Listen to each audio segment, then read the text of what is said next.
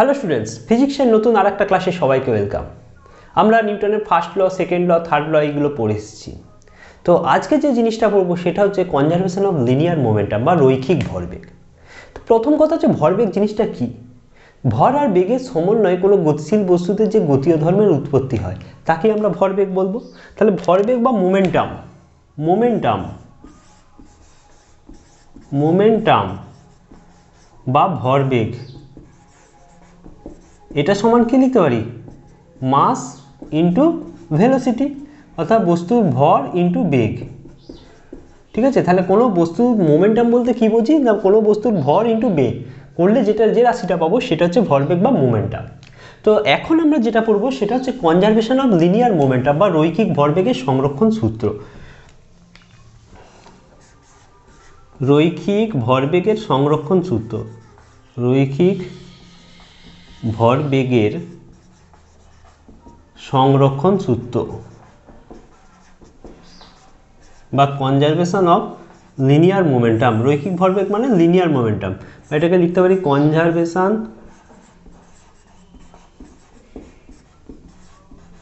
Of linear momentum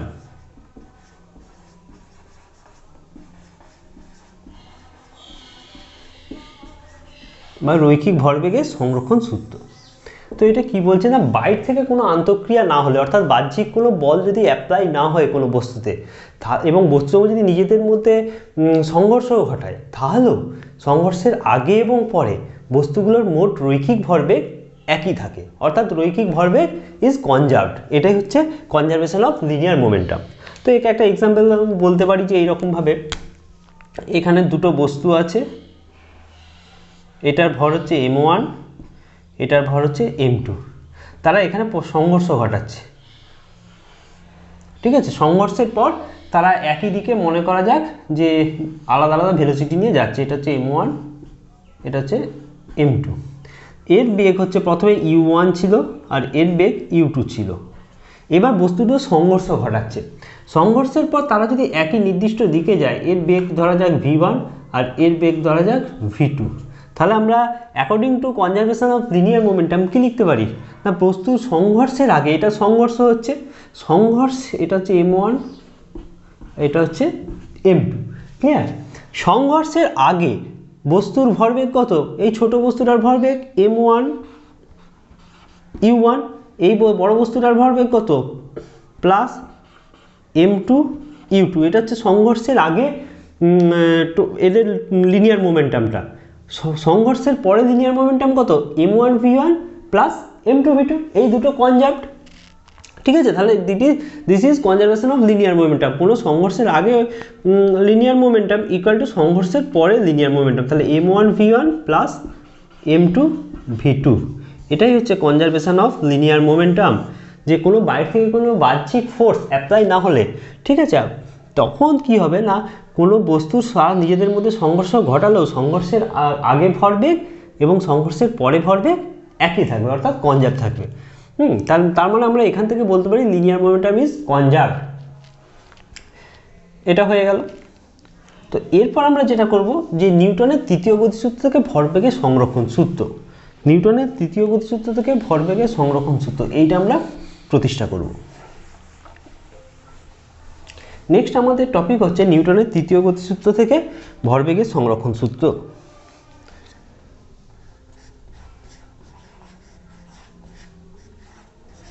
নিউটনের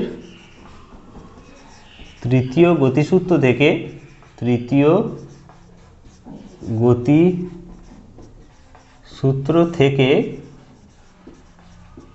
ভরবেগের সংরক্ষণ সূত্র, ভরবেগের সংরক্ষণ সূত্র। তাহলে laws of conservation of linear momentum from Newton's third law. তাহলে নিউটন থার্ড ল কি বলেছিল না, প্রত্যেক ক্রিয়ার একটা সমান এবং বিপরীত প্রতিক্রিয়া আছে। ঠিক আছে, তো সেইটা আমাদের এখানে নোন কোয়ান্টিটি বা জানা কোয়ান্টিটি, সেইখান থেকে আমরা ভরবেগের সংরক্ষণ সূত্রটা প্রতিষ্ঠা করব। ঠিক আছে, তাহলে একটা আমরা ধরে নিচ্ছি যে m1 ভরের একটা বস্তু আছে আর m2 ভরের আরেকটা বস্তু আছে, তারা m1 ভরের বস্তু v1 বেগে যাচ্ছে, m2 ভরের বস্তু v2 বেগে যাচ্ছে। তাহলে দুটো বস্তু আছে ধরে নিচ্ছি। এখানে দুটো বস্তু, এটা হচ্ছে m1, এটা হচ্ছে m2, ঠিক আছে। এদের ভেলোসিটি হচ্ছে এটার v1, এটার ক্ষেত্রে v2, ক্লিয়ার। তাহলে দুটো বস্তু m1 ভরসম্পন্ন বস্তুর বেগ হচ্ছে v1, m2 ভরসম্পন্ন বস্তুর বেগ হচ্ছে v2, ক্লিয়ার। তাহলে এবার একই সরলরেখা বরাবর যাচ্ছে। তাহলে প্রথম বস্তুর ক্ষেত্রে ত্বরণ এ সমান আমরা কি লিখতে পারি, এর ক্ষেত্রে a1 সমান dv1 dt, ঠিক আছে। এখানে ভেক্টর কোয়ান্টিটি দিচ্ছি না, শুধু ম্যাগনিটিউড মানটা নেব। তাহলে dv1 dt। সেকেন্ড বস্তুর ক্ষেত্রে a2 সমান কত, dv2 dt, ক্লিয়ার। কারণ আমরা জানি কি rate of change of velocity is equal to acceleration. তাহলে এখানে a1 সমান কত হয়ে যাচ্ছে, আমি ভেক্টর সাইন দিচ্ছি না, শুধুমাত্র ম্যাগনিটিউডটা পার্টটা নেওয়ার জন্য। a1 সমান dv1 dt, a2 সমান dv2 dt, ঠিক আছে। এবার এখানে দুটো বস্তু পরস্পরের উপর একটা ফোর্স দেবে সংঘর্ষের সময়, ঠিক আছে। মানে আমরা এখানে জানি যে ক্রিয়া সমান প্রতিক্রিয়া। তাহলে আমরা এখান থেকে একটা জিনিস লিখতে পারি যে প্রথম বস্তুর উপর, এটা হচ্ছে প্রথম বস্তুর উপর দ্বিতীয় বস্তু কর্তৃক প্রযুক্ত বল। প্রথম বস্তুর উপর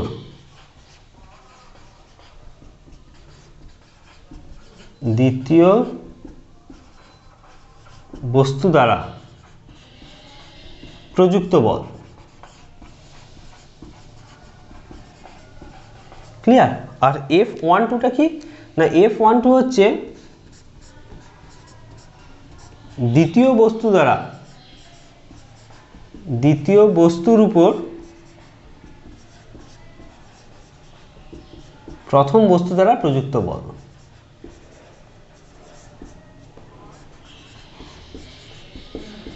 প্রথম বস্তু দ্বারা প্রযুক্ত বল, ঠিক আছে। তাহলে এখানে একটা জিনিস হচ্ছে, এবার নিউটনস থার্ড ল কি বলছে, প্রত্যেক ক্রিয়ার সমান এবং বিপরীত প্রতিক্রিয়া আছে। তাহলে আমরা এখান থেকে লিখতে পারি F21 সমান মাইনাস অফ F12, কারণ প্রত্যেক every action has opposite and equal reaction. তাহলে F21 সমান মাইনাস অফ F12। এবার আমরা F সমান কত, m এ, নিউটন সেকেন্ড ল। তাহলে F সমান m এর থেকে কি লিখতে পারি, m প্রথমের ক্ষেত্রে, আচ্ছা এখানে কত, এখানে একটা জিনিস লিখতে পারি m1 F21 মানে ma, মানে m1 a1, a1 এর জায়গায় কি লিখতে পারি, a1 এর জায়গায় dv1 dt equal to minus of m2 dv2 dt, clear. তাহলে এবার যদি বাম দিকে আনি তাহলে কত হয়ে যাবে, m1 dv1 dt plus m2 dv2 dt equal to 0। আচ্ছা এইটাকে আমরা কি লিখতে পারি, এখানে করছি, এইখানে আমরা এটাকে একটা ডেরিভেটিভ আকারে লিখতে পারি, that is d dt of m1 v1 plus m2 v2 সমান কত, 0, এটা লিখতে পারি। এবার উভয় পক্ষ যদি আমরা ইন্টিগ্রেশন করে দিই তাহলে কত হয়ে যাবে, ডিটা উঠে যাবে। তাহলে that is m1 v1 plus m2 v2 equal to constant, কারণ জিওর ইন্টিগ্রেশন কি হয়, একটা কনস্ট্যান্ট কোয়ান্টিটি হয়। তাহলে এটাই কি conservation of linear momentum, m1 v1 plus m2 v2 equal to constant, এটাই কি কনজারভেশন অফ লিনিয়ার মোমেন্টাম।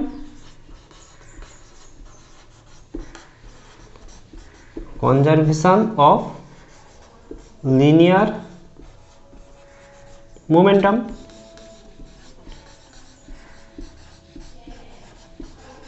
ঠিক আছে। তাহলে আমরা নিউটনস থার্ড ল থেকে কনজারভেশন অফ লিনিয়ার মোমেন্টাম আমরা বের করে নিলাম। তাহলে এই জিনিসটা আরেকবার বলি যে m1 এবং m2 হরের দুটো বস্তু v1 এবং v2 ভেলোসিটিতে একই দিকে যাচ্ছে। তাহলে প্রথম বস্তুর ক্ষেত্রে মানে m1 ভরসম্পন্ন বস্তুর অ্যাক্সেলারেশন কত হবে, a1 সমান dv1 dt, আর দ্বিতীয় বস্তুর উপর মানে m2 ভরের বস্তুর উপর যে ত্বরণ বা অ্যাক্সেলারেশন ক্রিয়া করবে সেটা a2 সমান dv2 dt, ক্লিয়ার।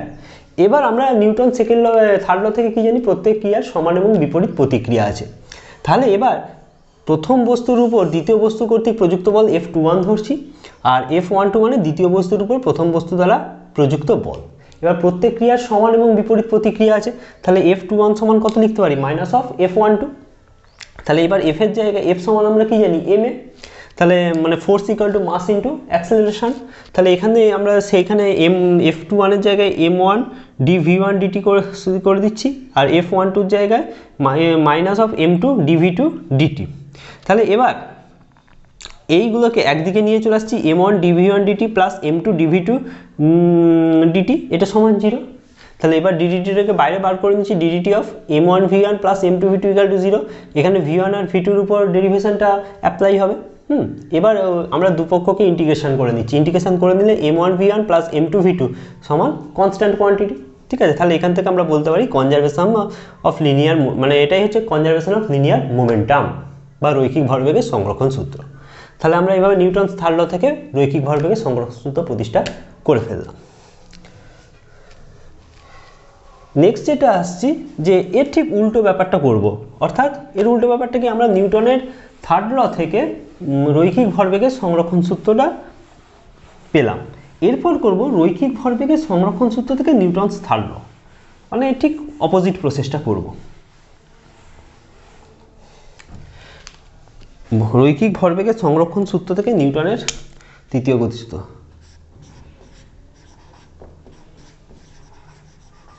রৈখিক ভরবেগের সংরক্ষণ সূত্র থেকে, রৈখিক ভরবেগের সংরক্ষণ সূত্র থেকে নিউটনের তৃতীয় গতিসূত্র, নিউটনের তৃতীয় গতিসূত্র। তাহলে রৈখিক ভরবেগের সংরক্ষণ সূত্র থেকে নিউটনের গতিসূত্র, তৃতীয় গতিসূত্র। তো এটাও খুবই ইজি, এটা জাস্ট আগের যেটা করলাম তার অপোজিট প্রসেস। তো মনে করি বস্তু দুটোর প্রারম্ভিক ভরবেগ, দুটো বস্তুর, এখানে দুটো বস্তু আছে, দুটো বস্তুর প্রারম্ভিক ভরবেগ সেটা হচ্ছে p1 আর p2। বস্তু দুটির প্রারম্ভিক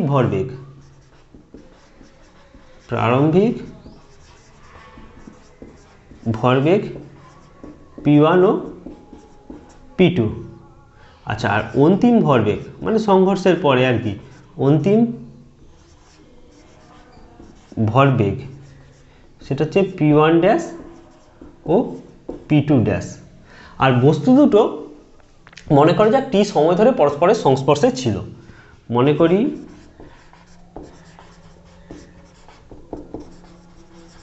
বস্তু দুটো t সময় ধরে পরস্পরের সংস্পর্শে ছিল, পরস্পরের সংস্পর্শে ছিল। তাহলে এখানে একটা জিনিস দেখতে পারি যে কোনো যদি বাহ্যিক বল ক্রিয়া না করে তখন কি হবে, বাহ্যিক বল যদি ক্রিয়া না করে তাহলে p1 plus p2 according to conservation of linear momentum p1 plus p2 সমান p1 dash plus p2 dash, clear. তাহলে এবার আমরা এগুলোকে p1, এটাকে সাজিয়ে একটু লিখছি, p1 ড্যাশ মাইনাস p1 সমান minus of p2 dash minus p2। এবার উভয় পক্ষকে t দিয়ে ভাগ করে দিচ্ছি, p1 dash minus p1 divided by t সমান minus of p2 dash minus p2 by t। এবার এইটা কি, যে প্রথম কোনো বস্তুর ভরবেগের পরিবর্তনের হার, এইটা হচ্ছে দ্বিতীয় বস্তুর ভরবেগের পরিবর্তনের her with respect to time. তাহলে এইটাই কি, যে এইটাই হচ্ছে F21। কারণ কেন না, আমরা জানি প্রথম বস্তুর ভরবেগের পরিবর্তনের হার তার মানে প্রথম বস্তুর উপর প্রযুক্ত বল, আর এটা কি দ্বিতীয় বস্তুর উপর দ্বিতীয় বস্তুর ভরবেগের পরিবর্তনের হার, তার মানে কি যে দ্বিতীয় বস্তুর উপর প্রযুক্ত বল, মানে এটা মাইনাস অফ F12। তাহলে এটাই কি, এটাই, তাহলে এখান থেকে আমরা কি বলতে পারি যে ক্রিয়া সমান মাইনাস অফ প্রতিক্রিয়া। তাহলে প্রত্যেক ক্রিয়ার ইকুয়াল অ্যান্ড অপোজিট রিয়াকশান আছে। তাহলে এটাই কি নিউটনস থার্ড ল, এটাই হচ্ছে নিউটনের তৃতীয় সূত্র, নিউটনের তৃতীয় সূত্র।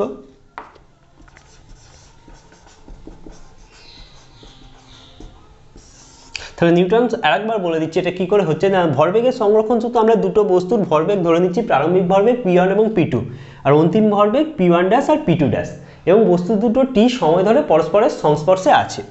তাহলে p1 প্লাস p2 প্রথম বস্তু দুটোর ক্ষেত্রে প্রারম্ভিক ভরবেগ আর অন্তিম ভরবেগ একই হবে, মানে p1 plus p2 equal to p1 dash plus p2 dash. এবার এইটাকে সাজিয়ে লিখছি, p1 গুলোকে এক কাছে রাখছি, p1 ড্যাশ মাইনাস p1 সমান minus of p2 dash minus p2। এবার t দিয়ে উভয় পক্ষকে ভাগ করে দিচ্ছি, তাহলে এই যে টার্মটা আসছে এই টার্মটা কি, যে ভরবেগের পরিবর্তনের হার, তাহলে সেটাই কি যে সময়ের সাথে সাথে ভরবেগের পরিবর্তনের হারই বস্তুর উপর প্রযুক্ত বলের সমানুপাতিক। তাহলে এইটা কি, এইটা হচ্ছে প্রথম বস্তুর উপর প্রযুক্ত বল ইকুয়াল টু মাইনাস অফ দ্বিতীয় বস্তুর উপর প্রযুক্ত বল, সেটা হচ্ছে p2 dash minus p2 by t। তাহলে এটাই নিউটনস থাকলো, কারণ every action has equal and opposite reaction, সেটা হচ্ছে f21 সমান মাইনাস অফ f12। তাহলে এইভাবে আমরা খুব সহজেই রৈখিক ভরবেগের সংরক্ষণ সূত্র থেকে নিউটনের থার্ড ল প্রুভ করতে পারি। ক্লিয়ার? তো আজকে আর একটা জিনিস বলবো, সেটা হচ্ছে রিকয়েল ভেলোসিটি। রিকয়েল ভেলোসিটিটা কি, বা প্রতিক্ষেপ বেগ। তো এটাও খুব সহজ জিনিস, এখান থেকে অনেক সময় নিউমেরিক্যাল বেস প্রবলেম আসতে পারে। তো রিকয়েল ভেলোসিটি হচ্ছে একটা বন্দুক আর একটা গুলি, যখন বন্দুক আর গুলি নর্মাল অবস্থায় থাকে তখন কি হয়, তাদের টোটাল ভরবেগটা 0 থাকে, ঠিক আছে। এরপর যেটা টপিক সেটা হচ্ছে প্রতিক্ষেপ বেগ।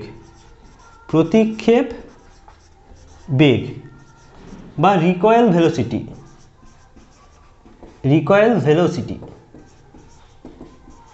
ভেলোসিটিটা কি না, এটা বন্দুকের ক্ষেত্রে বা যে কোনো বস্তুর ক্ষেত্রে আমরা মানে যে কোনো একটা বস্তু যখন স্থির আছে আর একটা বস্তু যখন বেরিয়ে যাচ্ছে, সেক্ষেত্রে একটা মানে যে বস্তুটা স্থির আছে সেক্ষেত্রে একটা, যেমন একটা বন্দুকের ক্ষেত্রে কী হয়, এটা একটা বন্দুক ধরা যাক, যখন বুলেটটা বেরিয়ে যাচ্ছে বন্দুকটা কী হয়, যে পিছনের দিকে একটা ফোর্স অনুভব করে, সেটা বা একটা পিছনের দিকে পিছিয়ে আছে, সেই যে ভেলোসিটিতে পিছিয়ে আছে বন্দুকটা, সেটাকে বলা হচ্ছে রিকয়েল ভেলোসিটি। তো কনজারভেশন অফ লিনিয়ার মোমেন্টাম দিয়ে আমরা এটা ইজিলি ব্যাখ্যা করতে পারি। ক্লিয়ার? তো মনে করি গুলির ভর হচ্ছে m1, মনে করি গুলির ভর m1। আচ্ছা, গুলির বেগ হচ্ছে v1, ঠিক আছে। আর বন্দুকের ভর m2, বন্দুকের, আচ্ছা এবার বন্দুকের বেগ সেটা হচ্ছে v2, বন্দুকের বেগ সেটা হচ্ছে v2। তাহলে আমরা according to conservation of linear momentum, যে কোনো বস্তু যখন আমরা গুলি ছোড়ার আগে বন্দুক আর এখানে গুলি উভয়ের টোটাল ভরবেগ কত, 0। তাহলে আমরা এখান থেকে কি লিখতে পারি, যে m1 v1 plus m2 v2 equal to 0, that is এখান থেকে কি লিখতে পারি, m2 v2 সমান minus of m1 v1 that is v2, মানে বন্দুকের বেগটা সমান minus of m1 by m2 into v1। এইটাকে বলা হয় রিকয়েল ভেলোসিটি বা প্রতিক্ষেপ বেগ। এখানে নেগেটিভ সাইনটা কি ইন্ডিকেটস করছে, যে গুলি বা বুলেট যেদিকে যাবে বন্দুকের বেগটা তার অপোজিট ডিরেকশানে হবে। সেই জন্য যখন আমরা একটা বন্দুক চালাই তখন একটা পিছনের দিকে ফোর্স ফিল করি, ঠিক আছে। বন্দুকটা পিছন দিকে পিছিয়ে আসতে চায়, যে ভেলোসিটিতে পিছিয়ে আসতে চায় তাকেই বলা হয় রিকয়েল ভেলোসিটি অফ গান। এটাকে বলা হয় রিকয়েল ভেলোসিটি। ক্লিয়ার? বা প্রতিক্ষেপ বেগ। তাহলে এখানে কি হচ্ছে না, লস অফ লিনিয়ার কনজারভেশন, সেইটা থেকে আমরা এইভাবে প্রতিক্ষেপ বেগটা বার করতে পারি। গুলি ছোড়ার আগে বন্দুকের বেগ কত, বন্দুকের ভরবেগ প্লাস গুলির ভরবেগ ইকুয়াল টু 0, কারণ স্থির থাকে। তাহলে সেক্ষেত্রে m1 v1 plus m2 v2 সমান 0। তাহলে এখান থেকে v2 সমান minus of m1 by m2 into v1, এটাই বন্দুকের প্রতিক্ষেপ বেগ বা রিকয়েল ভেলোসিটি। এবার এখানে নেগেটিভ সাইনটা কি ইন্ডিকেটস করছে না, গুলি বা বুলেটের ভর যেদিকে হবে বন্দুকের বুলেটের বেগটা যেদিকে হবে বন্দুকের বেগটা তার অপোজিট ডিরেকশানে হবে, ঠিক আছে। এইটা থেকে অনেক সময় ম্যাথামেটিক্যাল প্রবলেম আসতে পারে, ঠিক আছে। তাহলে আজকে কি কি জিনিস পড়লাম, আজকে লস অফ লিনিয়ার কনজারভেশন সেইটা পড়লাম, নিউটনের থার্ড ল থেকে ভরবেগের সংরক্ষণ সূত্র থেকে নিউটনের থার্ড ল এইটা, এবং রিকয়েল ভেলোসিটি, ঠিক আছে। তাহলে আজ এ পর্যন্তই থাক, পরের ক্লাসে আবার দেখা হবে।